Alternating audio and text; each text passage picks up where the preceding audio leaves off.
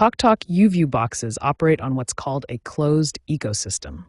This means you cannot install additional apps like you would on other streaming devices. This is very different from open platforms like Android TV and Amazon Fire TV, which allow you to download apps from app stores and install whatever you want.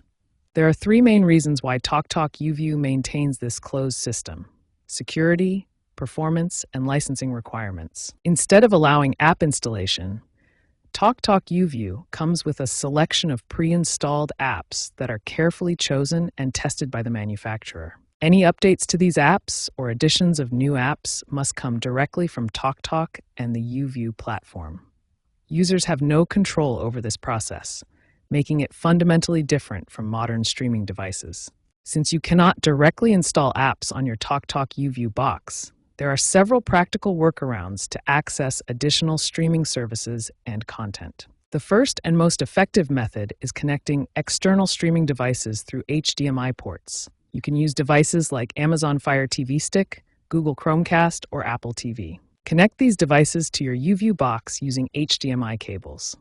Then simply switch between the YouView input for live TV and the external device input for streaming apps. The second workaround is screen mirroring from your smartphone or tablet directly to the YouView box.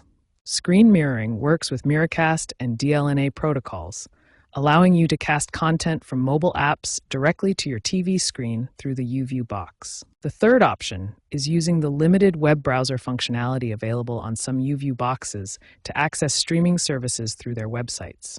However, this method provides a limited user experience compared to dedicated apps, with basic navigation and reduced functionality. For better long-term solutions, consider upgrading to a smart TV with built-in app support, or compare TalkTalk's offerings with other providers. Smart TVs offer native app stores with hundreds of streaming services, while providers like Sky and Virgin Media offer more open platforms with extensive app libraries.